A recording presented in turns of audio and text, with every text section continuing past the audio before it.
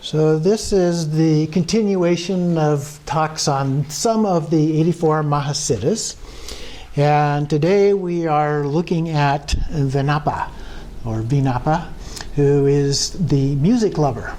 So all of those of you who love music may enjoy this little story today.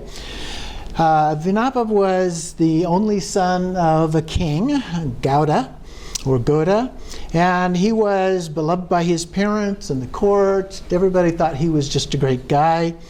But he had a little problem. He ignored his lessons in statecraft and pestered the court musicians continuously to give him lessons and teach him how to play as a musician.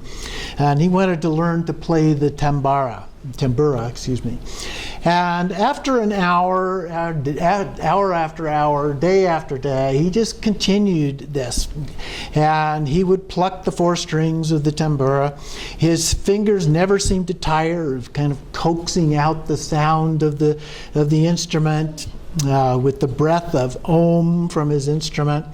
And he was so gifted that he learned to play the seven-stringed veena as well. It looks kind of like a guitar, if you will. And then the additional strings of the instrument would vibrate in perfect sympathy. They were enhanced by a feminine insightfulness of the instrument. And so he became obsessed with this veena. And so he was the heir apparent, of course, to the throne, and he should have been able to rule the kingdom, but his parents began to get more and more concerned because all he wanted to do was play the veena. And so he was very distracted by all of that. So they summoned a highly trained yogin called Vinapa and asked him to wean their son away from music.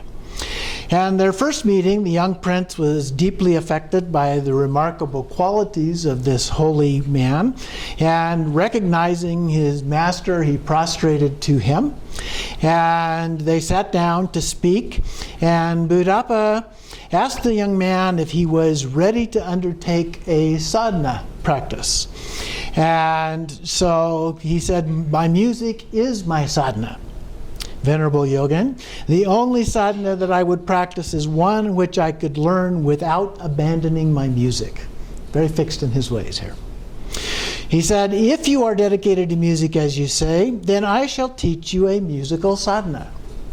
And so meditate continuously upon the sound of your instrument," he said. "But while you do so, you must free yourself of all distinction between the sound that is struck and what the mind perceives." Okay? Difference between the sound and the mind's perception of that sound. "Cease all mental interference with the sound. Cease all conceptualizing. Cease all critical and judgmental thought. Contemplate only pure sound."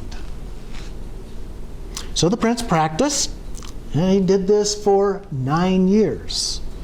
As he grew in body, he also grew in mind and spirit. He had pure recognition. He recognized clear light and attained the state of mahamudra siddhi. Wondrous were the feats he performed. He could foretell the future, read thoughts of those around him, and appear in more than one place at the same time. So many different mundane cities that he was able to accomplish. He became universally renowned, and was said that he gained his city directly from the deity Havadra himself. His true kingdom lay in the realms of spirit. All his long life he taught multitudes of beings how to find release from the bonds of existence, and when he completed his task, he was assumed bodily into the paradise of the Dakinis. So as we listen to this story, one of the things to keep in mind is that the Buddha taught 84,000 different paths to enlightenment. And so there are different paths. And so music can, in fact, be a path if it's done in an appropriate manner. And so the key is to focus on the experience versus the mind and understand the difference between those two and do that without judgment. So that's the lesson in our story here for today.